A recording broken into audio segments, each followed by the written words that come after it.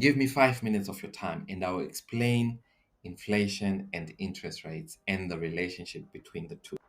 I will also show you how both inflation and interest rates affect you if you're an investor or not.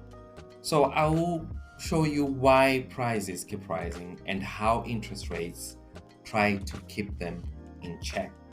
So inflation is the general rise in prices over time. So your coffee was $1 10 years ago, now it's $2. That's more, it means money buy less than what it did before. So a little inflation is healthy, but too much inflation, it hurts spending power and erodes the confidence of people in a currency. So there are three causes of inflation. So the first cause is called demand pull. So demand pull, this is a term that means there is more people who want something, that particular something that is being wanted. So in other words, too many dollars chasing too few goods. And then you have cost push, which is the prices of input costs rising, and then these are then passed on to you, the consumer. And then there's the third one, which is money supply growth, which has happened in countries like Venezuela and Zimbabwe. So more without more goods. It brings us back to the first point of demand pull, where more demand than supply. So inflation has got a lot of impacts. This is that the things that you're going to buy are going to cost more, and then savings lose value if the returns you're getting are less than the inflation rate, or wage increases may not keep up. So what you are getting in terms of your pay might actually be eroded every single year if inflation is higher than the pay increases that you expect. So interest rates are the cost of borrowing money, and these are set by the large central banks. So in England, we've got the Bank of England, and in America, you've got the Federal Reserve, and then in other countries, they will have a central bank which controls it. So it's a tool to control the economics.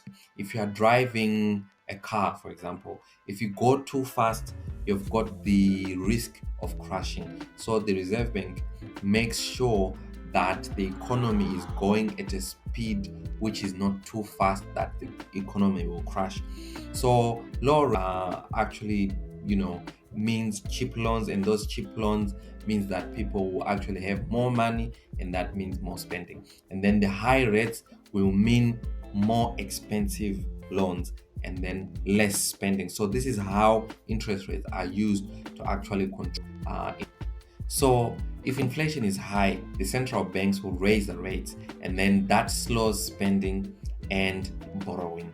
If the inflation is low, the central banks will cut the rates, which will boost the economy, which will make people want to get more loan, and then there's more spending. So the goal is to keep inflation moderate. The central banks usually want to keep the inflation around 2%.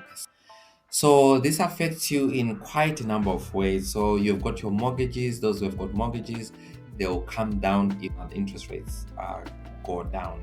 So if the inflation goes up, the interest rates will be raised in tandem, and then that will mean that if you've got a mortgage, you've got a car loan payment, that will also change. And the credit card interest will also rise and fall depending on the base rate which is offered by the central bank. And then savings accounts, same thing. Interest rates will improve or depending on are charged by the central bank.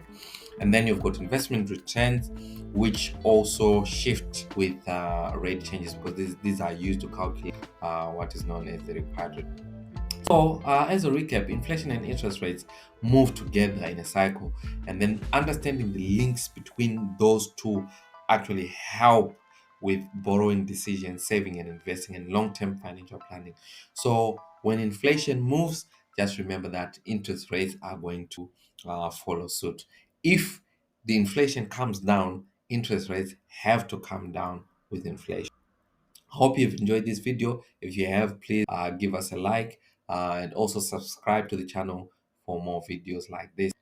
Cheers.